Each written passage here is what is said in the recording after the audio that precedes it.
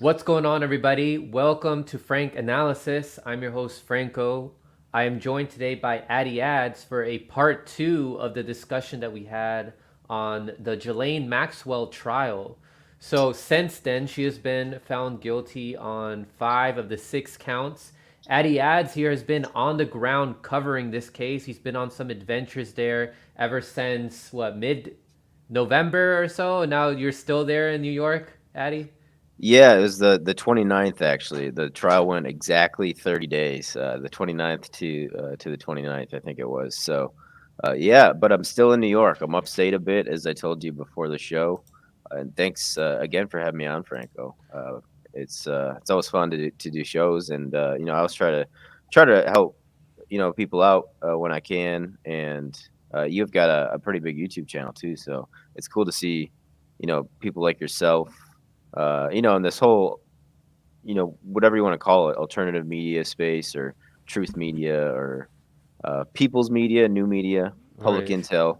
Lots of words you can describe it, but it's just great to see more people getting in on it and getting, I think, good attention for the work they're doing.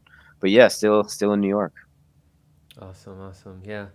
But yeah, we're growing in numbers. There's a lot of people in independent media now, but this is an important case that is still not being talked about enough, even in these spaces. So I do want to get started here by talking about what ABC News reported on December 29th.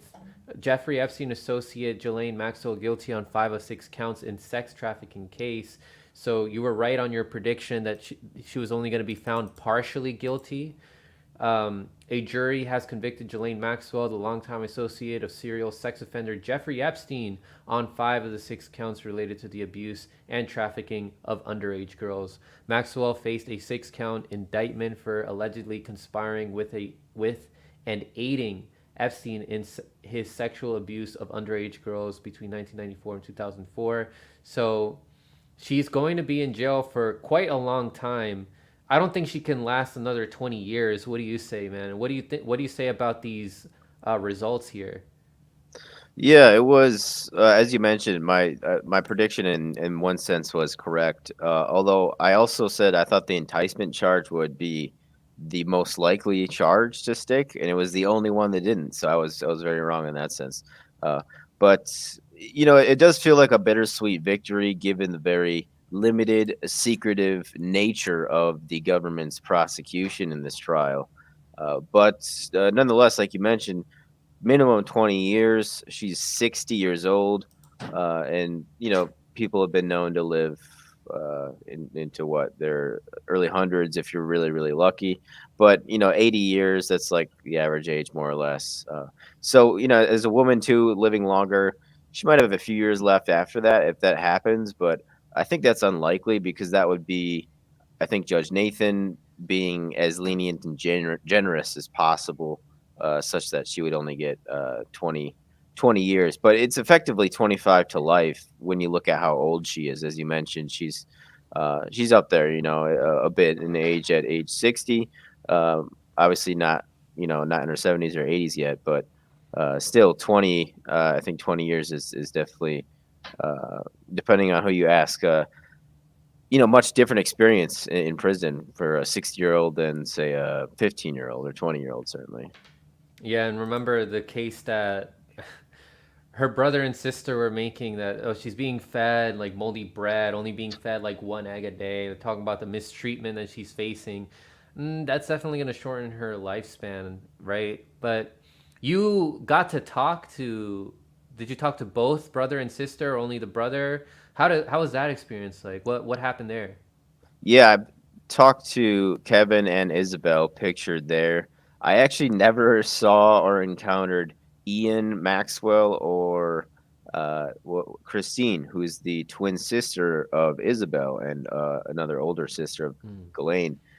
And that was, I think I don't know if I mentioned this on air with you yet. I've only said it a couple of times because I was trying to keep it kind of under wraps. But if you're reading between the lines, you would have realized that I got sick during that time period because there's this one day where I didn't post anything, and I was hesitant to speak about it on publicly, but people now know, like, it's just it's out of control a bit in New York City with the spread. It's just hit an uptick, let's say, with this whatever's going around, if something's going around. It was very mild, a flu. I got, you know, back aches and neck aches, Mm. so body aches and then fatigue. Those were the worst symptoms, I would say. So it wasn't that bad. It just made you want to sleep. So yeah, I've definitely had much worse flus than that before, certainly. So in that sense, if it was COVID, it's probably a good thing because it shows that the virus is because we're on Rockpin, right? We could talk about Oh, certain things. we're on both YouTube and Okay, Rockin', but yeah, okay, we can call it the Roni Rona, and you probably got like the mild symptoms of the Omicrony, right? What you yeah, think? I think so. I Yeah. think so. It was very mild, as I mentioned. I mean, I've had food poisoning that was much worse, and that only lasted like a day. So yeah, it was just you're tired and you have no energy, you don't want to go out, but you can still are with it to maybe watch a movie, or read a little bit, but um, yeah, it wasn't that bad, but because of that I didn't encounter the other siblings. They were only there a few days at the end. They were in the building at the same time, but I didn't see them when I was in the building, because by then it was like I knew most people's schedules, who entered the building and worked at the building every day, but the siblings had the most unpredictable schedule. I noticed they would show up not at the same time every day, basically, whereas almost everyone else showed up more or less at the same time. Yeah, I would see videos of them during the day and also videos of them at night. So yeah, I can see how you say like, oh, they had like a really um, unpredictable schedule there.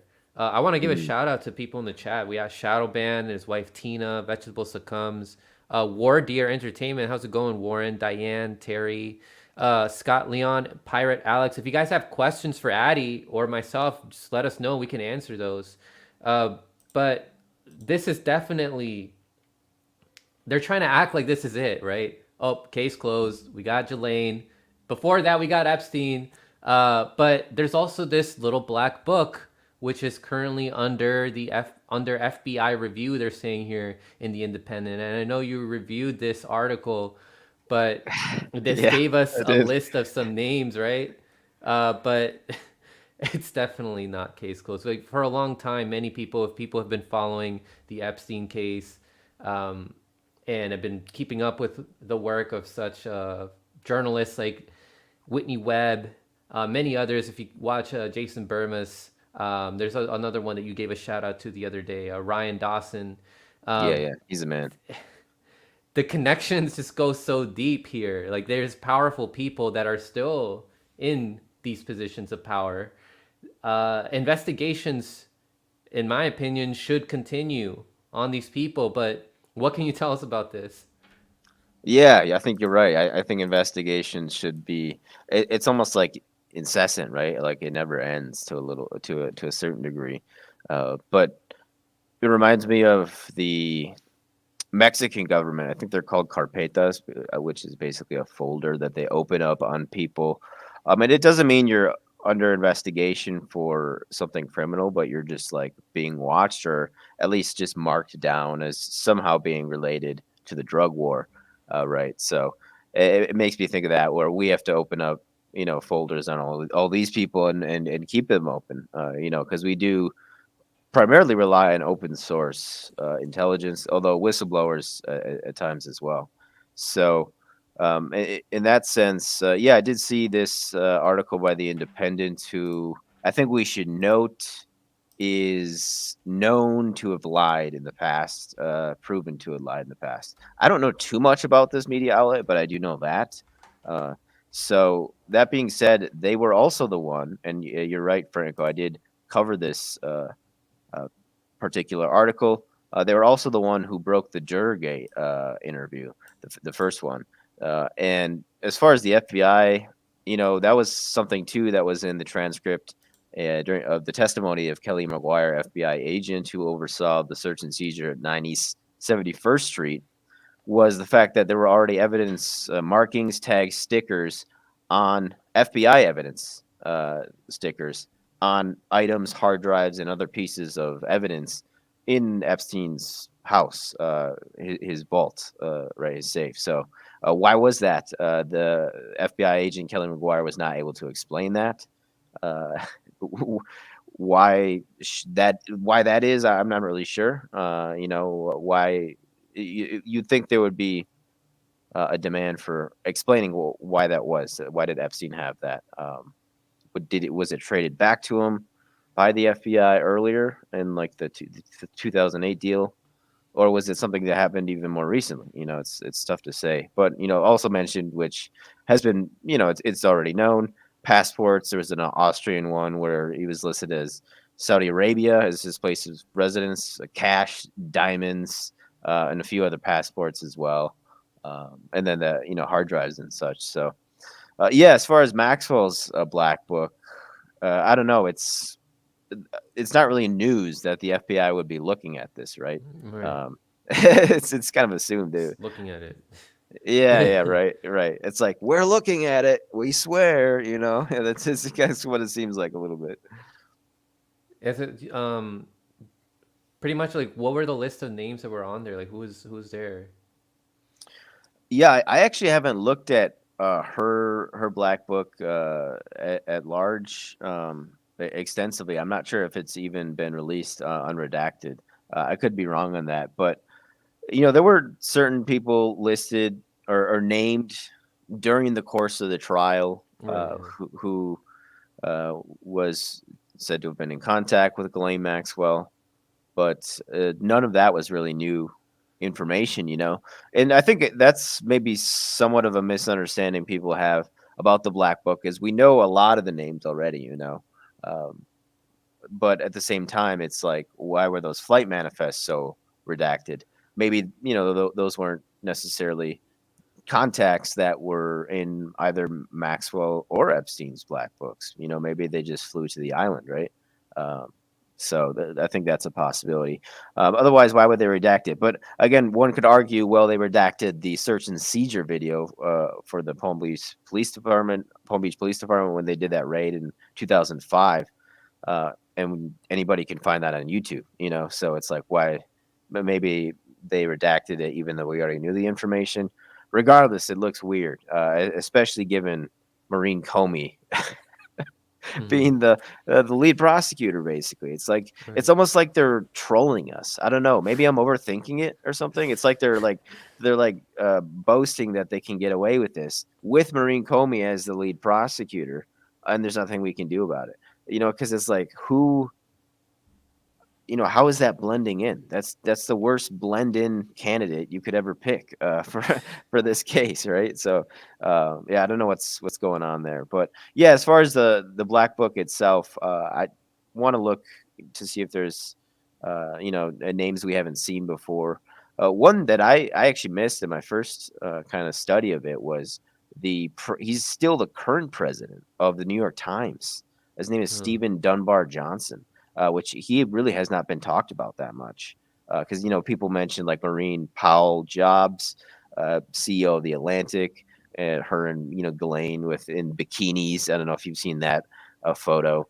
And then there was obviously the Daily Mirror, Bob Maxwell, but Ghislaine has ties to several heads of gigantic media companies, so it should be noted. Definitely should be noted, and also should be noted how this investigation should be proceeded. Right, names were brought up. However, Ghislaine Maxwell's brother, says that she won't rat out for a lighter sentence. She won't be a Takashi 69 in this case and drop some names. What can you tell us about this here? Yeah, I mean, this is not, I don't think, too surprising for anybody who has a good understanding of this case, which I'm not sure how many people that is. It seems to be the minority, but there is that hope there that she would do that.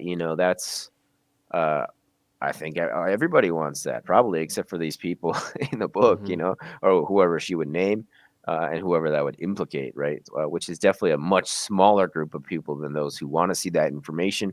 But it would have happened by now, her expressing a desire to collaborate, and it would have happened, I think, right away. Not only for that reason, but because that's tends to be the way it goes. Is they want you to cooperate up front right away. Uh, but had she made that decision, I think she wouldn't be. She would have went the same route as Mr. Epstein. I think. So she knew that. I think in a way that maybe Epstein didn't. I don't know.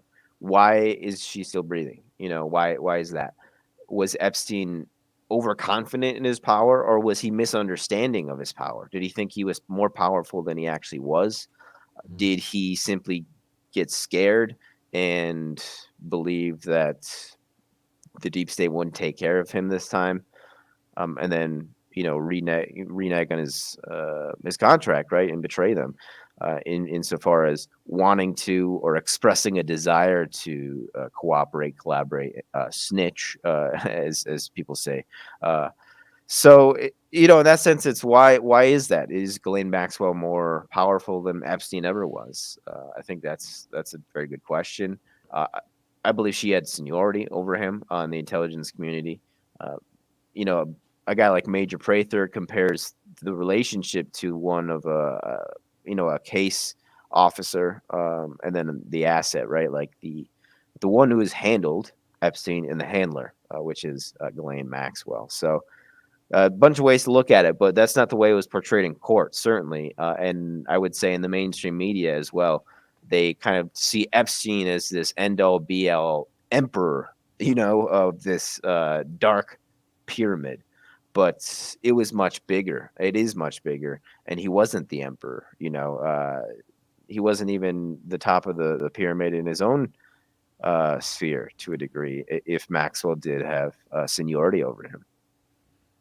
Yeah, it certainly is a strong possibility that she may have had seniority or was more powerful, considering the connections that her father, Robert Maxwell, had to intelligence in Israel, Mossad. Um, was that brought up at all during the court case? What, the word Mossad? Yeah.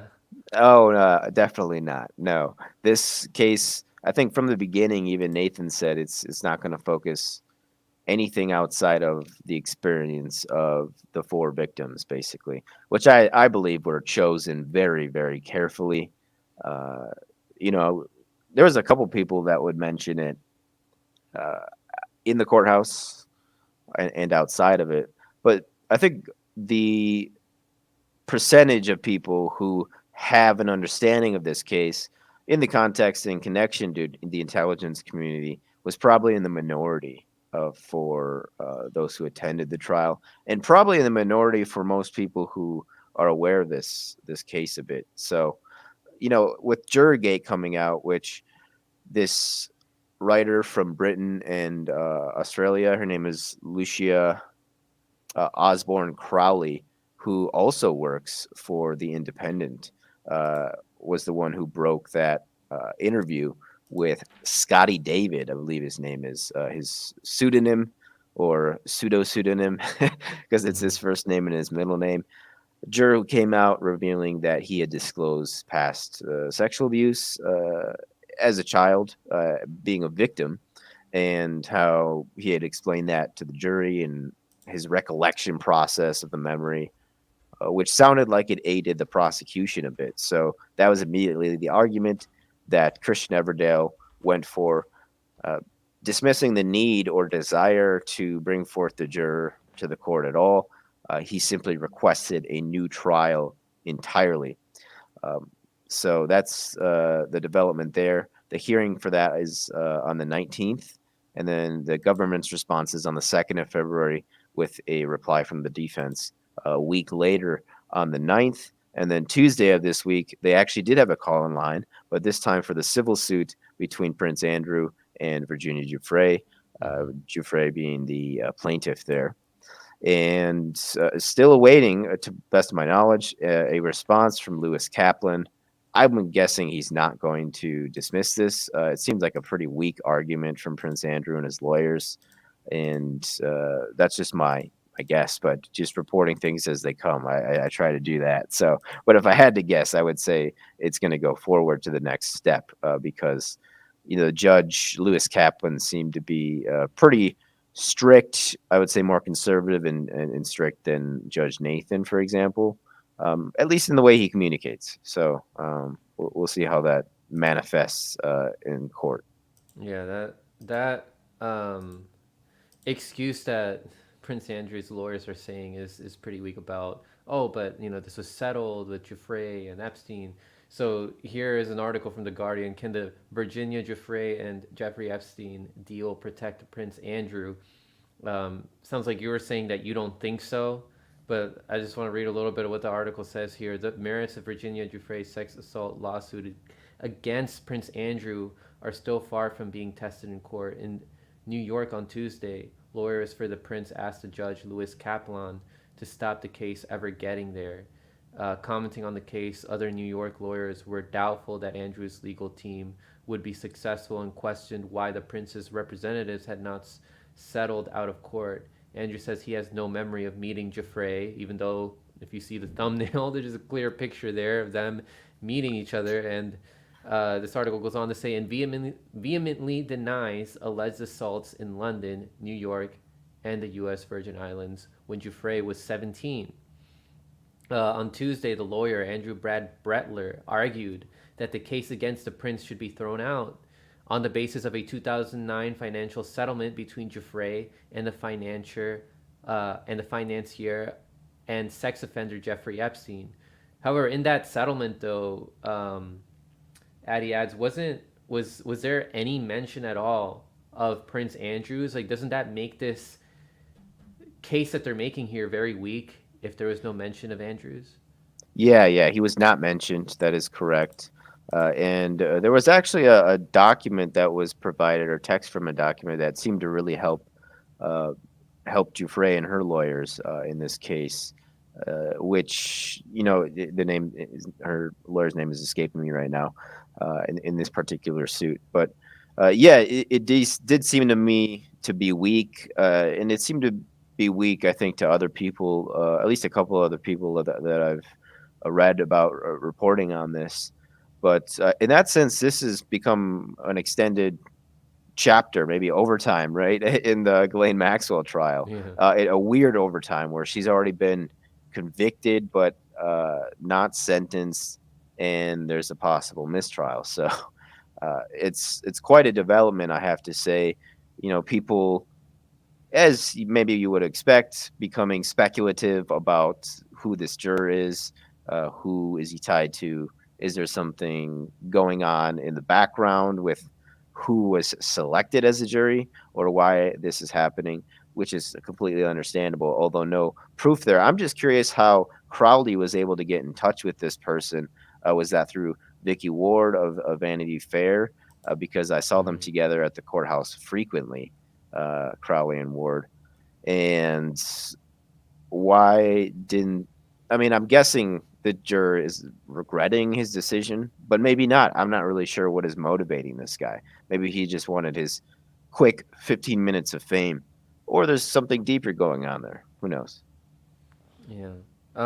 So did you ever got to question Vicky Ward again? Because we talked last time about how you confronted her. Uh, did you guys encounter each other again? Was there any like awkwardness or anything? A little bit. I don't know. She was like kind of nice to me, actually. It was Oh, kind of after that. bizarre. Yeah, it was really bizarre. I can analyze that deeper if you want, but it was Yeah. like, yeah, it was not what I expected. I was expecting a much more hostile reaction, but she was very polite and would smile at me and such. Um, and even like waved at me when she was leaving one day, as yeah, it was, as I was talking to this other lady. So that was kind of interesting, but I really didn't. I didn't have another interrogation, like, maybe not interrogation, but it was an interview. I did, surprise her, let's say. I didn't have anything planned for that. You know, it's like one of the laws of power, well, 48 laws of power that Robert Greene speaks about. He says, "In victory, know when to stop." And sometimes, I've noticed in the past that I will break that law, and, it's like for example in sports, like if you win by 7 or you win by 1, it doesn't make a difference really, because you won. Obviously you should try your best, but if you're trying to score like in soccer or basketball just to run up the score, that's kind of in poor taste, I think.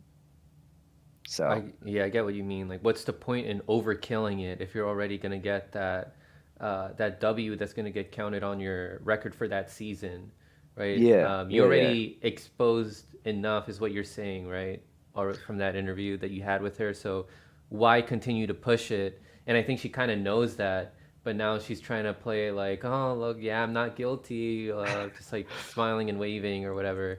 Yeah, someone put it to me that he thinks she just wants to be cool with everybody all the time, Okay. which to me seems like, I don't know, like it's a characteristic I associate with like high schoolers, or like, teenagers who are really concerned about what other people think of them, and almost like vain in a way. I've definitely experienced something similar to what you did, where I have questioned somebody in person, but then proceeding that everything is just friendly after that. Like they act like nothing happens. They're like, "Hey, Franco, how's it going?" I don't know. It's like I guess like they're like, "Oh, it wasn't as bad as I thought." Like not. Um, I guess like they already faced their fear of being questioned by you. Like it's over. I don't know. Yeah, It's they probably, it's like, oh, it can't get any worse, right? But then there also is that fear aspect of, I really don't want this person as an enemy. Now I know this person can be like they're dangerous, like, I but don't want this person to look even deeper into me, yeah, right? maybe that's it too. Maybe that was like, maybe it was like a reverse psychology thing where it's like she like maybe she pulled a Jedi trick on me. I don't know. See, I overanalyze these things, don't I, Franco? Yeah, I think that's just something that a lot of us go through when we're on the ground and we overanalyze some of these encounters that we go through with people and we start questioning why they did certain things and if there's more that we missed out on, like if there's something that if there's anything that we're missing from that, anything that we didn't get to question them on, right? It definitely happens, to people like us who are on the ground. I want to show some of your adventures that you went on in New York, and I'm sure you're going to go through Yeah. more. Like you saw some houses, right, of some and some houses that some of these people used to live in. But first, I want to show here this right here, this tweet. Juror Scotty David's recent interview and sex abuse disclosure now has prompted a government inquiry with a hearing due in a month. So you want to tell us a little bit more about this? Yeah, so the quote was, he flew through or Yeah, you flew flew through the through. jury questionnaire, and that, as far as I know, is pretty redacted, heavily redacted questionnaire. So we don't know exactly what questions were asked of the jury. But again, the defense and the prosecution both approve of the questionnaire, to the best of my knowledge. So if there weren't questions there included that the defense now wants included, that's probably too bad for them, and they should have included those from the start, right? Not after the fact. But we're gonna have to see how that plays out in court. I, you know, I think it's a pretty big development. I have to say, it's just another anomaly in this whole trial, which has seen many of them. The judge leaving mid-trial to go see something about her promotion to the Second Hmm. Circuit in the Capitol in D.C., which is, the Second Circuit's one level below the Supreme Court. So that's a huge promotion, and I would say, like, I don't know. I would guess, I'm not an expert on the legal system, but it seems like Judge Nathan's pretty young to be getting such a promotion. So that's pretty huge for her. It does seem like it's being dangled. I think I've mentioned before. But yes, Scotty David. Actually, when I was there, I remember I saw the Sky News guy with the Oh yeah, I heard you mention that. They're like, oh yeah, there's beard. so and so from Sky News. Yeah, yeah, not Sky Australia, but Sky England. I think based in London. I guess they're still here, so that's interesting. But other than that, I didn't really see anybody. And Matthew Lee was around, I'm sure, but he's probably inside the Moynihan courthouse, which is next door.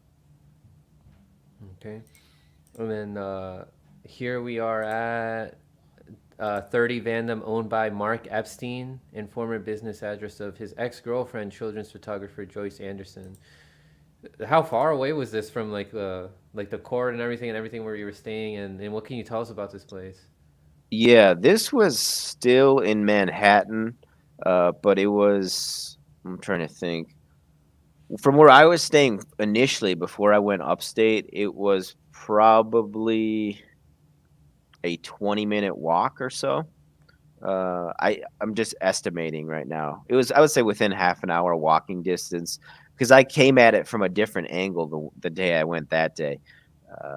But surprisingly close. I want to say it was pretty close to uh, the university place there in Greenwich Village, which is right off the six stop at Astor Place on the subway system there.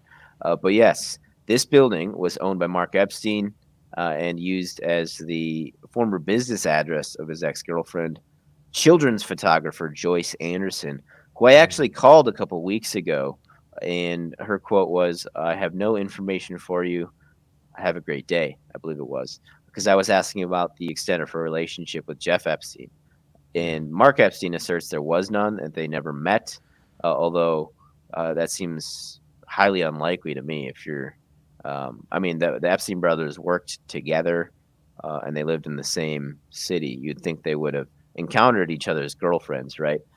But Saint Model and Talent was a business tied to it, which was a model agency, I believe, and that was per 2005 business records, and that was by Mark Epstein as well. So a lesser known address, but nonetheless still connected to the Epstein network. Anderson moved actually in 2007 from this address to 301 East 66th Street, which I visited. I think it was last week, or maybe it was 2 weeks ago now.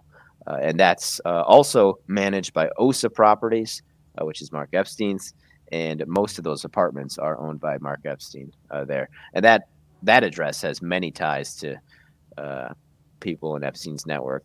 Nadia Marcinkova, along with Joyce Anderson, as I mentioned, are just a few. Darren Endyke is one.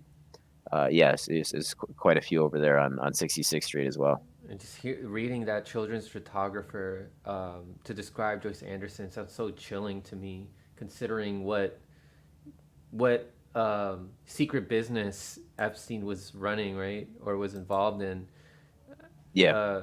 All right, so here's the 116 East 65th Street that you were just talking about, right? Yes, that is correct. Yeah. I'm sorry. I mentioned the what was it, 301 That one also, yeah. East 66, which I think is pretty close to there Okay. actually. But I could be wrong on that. It depends what you mean by close. I think New Yorkers have a different concept of that. But this was uh, formerly Epstein's, given to Epstein by Wexner, last owned by Maxwell, given uh, gifted by Epstein. Really lavish townhouse. It sold for $15 million recently to I want to say his name is Rudd, Rudd. I could be wrong on that, but is some wealthy businessman. Don't know too much about him and his wife, whose name is Kim. I believe they bought it within the past couple of years from Ghislaine Maxwell. Uh, but yeah, another thing I mentioned here too is I met somebody who used to be involved in the adult film business, and they mentioned that some escorts they met, not actresses, but they were like hanging out or hangers on at a shoot. They mentioned Jeffrey Epstein Like as being the a hookers. client. Yeah, yeah, they did. Yeah, that was around 2004 or 2005, somewhere in there. Damn. Um, So pretty interesting stuff there, because I know some people said he was only into to children, but we've heard multiple accounts now of women being, uh, you know, Epstein supposedly having relations with women as well, not just underage people, right? So, um, kind of, I don't know. I find that a little puzzling, to be honest. I haven't seen a good explanation for that. Was he also interested in women? Because like Ari Ben Minash, for example, says he was only interested in children, and then Nick Bryant says that too. But then you hear various women who are above the age of consent, in their early 20s, or like what was it? Nadia Borland had a relationship with Epstein until she was, I think, 24. So even in court too. So it's a little bit puzzling when I think about that aspect of this. Yeah, it just comes down to speculation about that. It must be he's attracted to vulnerable, vulnerable females in general, maybe. But it's just my speculation there on that. Here's 457 Madison Avenue. This is Yes. for Jeffrey Epstein and company Epstein Interests, plus e-management set up by Mark Epstein and operated by Jean-Luc Brunel. What can you tell us about this? Yes, that is correct. So this was more so a business address, or an address you would use for businesses, and it's looked quite impressive. This building, if anybody wants to see the video, but yeah, Leslie Groff, who Wow. was an assistant and scheduler for Epstein, she has been named as someone who schedules massages by I think more than one person. I think Jennifer Arauz, or Arose, depending on how you pronounce it, Araoz, I believe, asserted that, as well as asserting that about Kimberly Espinoza, who was on the witness stand for the defense and was still is an executive assistant. I got to say, very good looking. She is in her 50s, but you could tell she's an attractive woman, executive assistant. And I've heard other things too about Espinoza, that she was doing likewise with Groff, doing scheduling massages for minors with Epstein. So yeah, 457 Madison Avenue. That actually was mentioned in court as well, as being the uh, sending address of, I think, one of the packages sent to Caroline. It might have been pardon me, the schoolgirl outfits, actually. If I could be wrong on that, but I think that was the package in question. Yeah, I just want to address something real quick in the Rockfin and the YouTube comments. No, Addy and I are not brothers by blood at all. Uh, Metaphorically, perhaps, right? Oh He's yeah. a cool guy, right? Appreciate the work that he does. But Mark and Jeffrey, those are siblings by blood, though, right? Who's that? Mark Mark and Jeff? Epstein, yeah, Mark Epstein and Jeffrey Epstein. Yes, yes, they are. Jeffrey Epstein is older by a few years, but yeah, Mark is his younger brother. They don't look a whole lot alike, I have to say. I don't know. They look kind of alike, but Has Mark Epstein ever been convicted of anything at all, or is his name ever come up in these trials? I don't think Mark's name did come up during the trial. I could be wrong about that if I'm misremembering, but off the top of my dome right now, I'm not remembering his name coming up. But he did. I did another spot actually on one of my day trips to Cooper Union. It was actually the day of the verdict, I think, because both Epstein brothers at least attended there partially. Jeffrey did not finish. I believe Mark did matriculate from Cooper Union, and he served on the financial board of trustees, I believe it was, as the chairman from 2002 to 2015. He had to step down because there were allegations of financial mismanagement of one sort or another uh, for on that Cooper Union board. Uh, and again, he was the chairman of that. So, but as far as legally, I don't think so. Not that I've heard. I'm not sure if he's ever been charged, or I'm sorry, convicted of any sort of actual crime. Hmm. Okay. And then you were talking about these pictures, right, with the bikinis. Is this Is this what you were referring to, or is this something else? There's a couple, yeah, bikini pictures. This is of Prince Andrew when he was Right. younger, with some ladies who I don't know their names, but obviously you can see one of their faces there. And somewhat, I somewhat censored that picture on the right with the blonde gal because uh, you could It's pretty see. see-through. Yeah, I mean, you could definitely see it. It wasn't even you can't see it there, but the cloth is actually not covering her chest entirely. So I just put a censorship logo there to be safe. But yeah, the other one I mentioned was uh, it was Maureen Powell Jobs, I Huh. think ex-wife of Steve Jobs, if I'm not mistaken. And there was a picture of her with one Ghislaine Maxwell, which I can send to you right now. Okay. Um, You want me to pull that one up? sure, yeah, you can pull it up Okay. because it shows Ghislaine Maxwell in a very salacious photo with Maureen Powell. She's the CEO of the Atlantic right now. Okay. So very powerful media titan, American. Is it Laureen? I'm sorry, I said Maureen, didn't I? Uh, Laureen Powell Jobs. Mm-hmm. Yeah, head of the Atlantic. So her and Ghislaine Maxwell. Uh, okay, it looks like you already pulled it up. Um, but yeah, the photos too. That was, we mentioned the uh, admission of evidence during the course of the trial. 40 photos used out of some 39,000. Mm. So very limited, and that's just the evidence that they discussed in court openly, right? That's not to say that there's other evidence they forgot to report existed, right? Yeah. Yeah, like we were mentioning earlier, it seems like they're just trying to get a lot of this over with, only focus on the things that she's being put on trial for, but not go deeper into that rabbit hole, because then other people, powerful people, suspicions on them will start coming up. More questions are going to be asked by the public, and then it seems like they don't want that. But another location that you went to here is Yeah, where where's that? Ghislaine is staying at here. Ghislaine's Oh, current yep. residence, the Metropolitan Detention Center in Brooklyn, New York.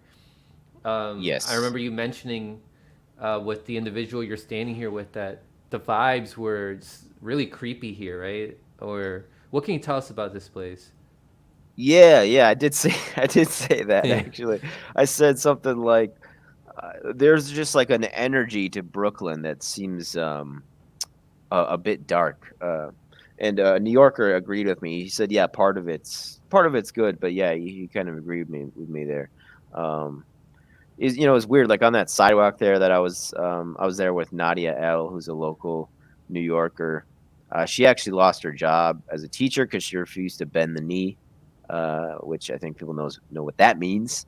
But Yeah. there was like a pot on the ground. There was something that looked like some sort of toy, maybe an adult toy or something. There's like garbage on the ground around where we're standing there, and looked like a tagging of the anarchy sign, like the anarchy a couple times. There was a poster, what said like "Papito, we love you." I think that was like fell down, so that was kind of somewhat pitiful to look at. But yeah, not a happy place, I would say. But I guess that prison, the Metropolitan Detention Center, Brooklyn, MDC, holds both men and women at all levels of security. So a very high level and advanced in terms of keeping people locked down building, and but many people have brought forth complaints against it as being one of the worst federal prisons in the nation. So that being said, does Ghislaine still have an entire floor to herself? Could be. We don't know, and it looks like she's going to be there indefinitely now with this kind of limbo we find ourselves in, as far as a mistrial or not. Does that mean sentencing is going to be postponed? More than likely. I don't see how you could have one without the other. And in that sense, it almost seems like they were anticipating some sort of problem to come. I don't know, because people have commented that it's out of the norm that the sentencing wasn't scheduled right away after her conviction. Yeah. So I'm pulling up the picture you sent here. This is what you were referring to, right? This is her. What is it? Her on vacation. She has some files with her. Yeah, yeah. Her name is Laureen. I Oh, said and the Maureen, but yeah, Laureen Powell, yeah. head of the Atlantic, and Ghislaine Maxwell. So she is, uh, tied to very powerful people in media, the top of the media. And I don't know much about Powell, but uh, it's obviously two powerful women hanging out, and they're obviously not to be at a business meeting of sorts. I don't think they would are dressed the right way for a business meeting, but who Right. knows? I mean, we don't know that these Or elites. maybe this Maybe is how they they would. do business. Yeah, maybe that's how the elites do business. They just wear their swimming suits. They wear their bikinis and do business that way. Right. I mean, they have that island, right? Jeffrey's Island, where it's supposed to be. We would think it was like a vacation spot, but they wouldn't they use the excuse that, oh, we're gonna discuss business here or whatever. Like, because powerful people like Bill Gates would go there. Uh, oh, we're going there to discuss philanthropy.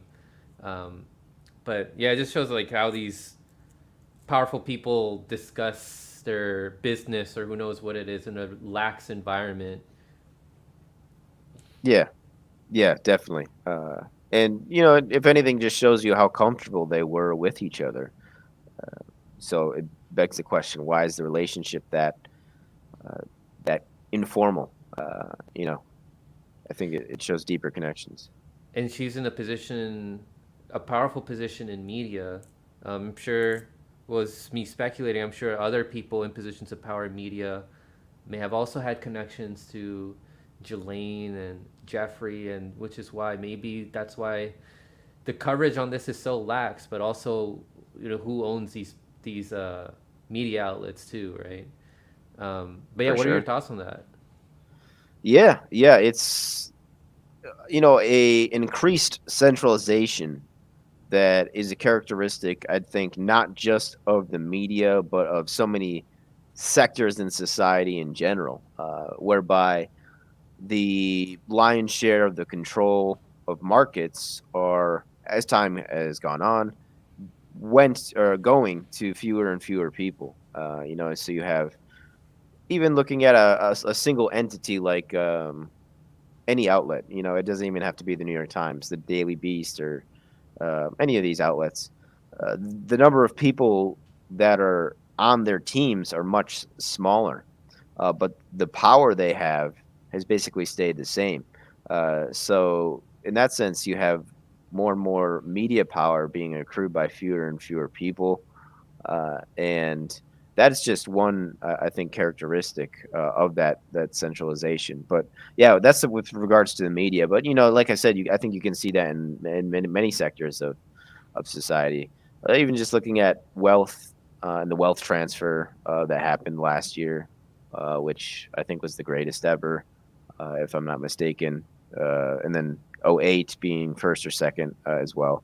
So yeah, it's why I think to a large degree decentralization, distribution is those systems. Those are the answer, in a way. It's not maybe a fair answer, but I think it's gonna help out. Whether you have PeerTube or cryptocurrency, if you're talking financial sector, decentralization, or these other platforms, which are much more media friendly and people friendly, right? First Amendment friendly, like Rockfin. I think Rockfin's a great example of that kind of decentralization. I'm glad you brought in solutions. Yeah, we've discussed centralization. I used to do solutions panels with some of my audience members, and a lot of people would make the case for decentralization. I know this is something that people like Derek Bros and Whitney Webb and Ryan Christian of the Last American Vagabond, they propose decentralization as well.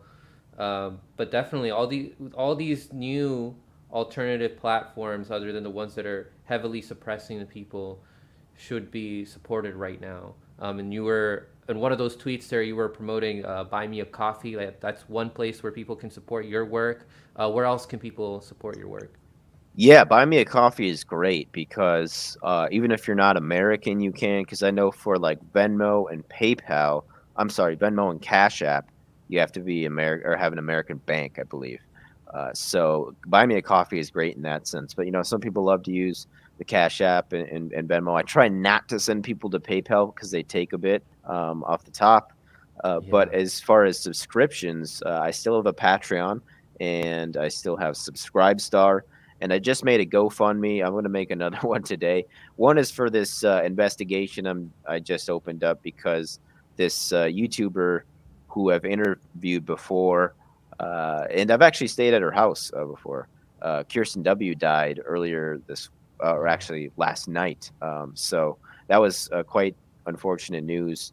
But it just looked like I think there's a demand for just further questioning and to see if there's anything out of the norm going on with what happened there. And then also I'm trying to get a new computer because I only have this i3 laptop, I think it is. So I'm gonna try to get like an i5 or an i7. I'm learning about computer making as well. So, but yeah, Buy Me a Coffee is great, because I think it's really easy for people, no matter where they are. If you want to pay in pounds or yen or rubles or pesos or Argentine pesos, whatever, Canadian dollars. Awesome. Yeah, Addy, you're doing amazing work. Keep it up, man. And definitely will continue the collaborations. And yeah, everyone, stay informed. Right? I Definitely. don't. Well, this is far from over. The stuff that we've been seeing here. And yeah, any final words you want to leave the audience with, Addy Ads? Yeah, try like Franco said, try to support independent guys if you can because we're so in need of it. And that's something I try to do too, is always maintain a high standard of work, high quality work, high quality production, which I think you do, Franco, as well. So, Mm-hmm. yeah, just try to support us and share stuff too. If you have your own networks, and don't be afraid to reach out. I pretty much respond to almost anybody who DMs me on Twitter. As long as you're not trying to troll me or something. You can tell if it's a bot usually. But yeah, and AddyAds.1. I still have YouTube, but I send people to Rockfin and Twitter now. So Awesome. All right, guys, you're not alone, and I know that you'll stay informed. Take care. And stay frosty, right? oh yeah.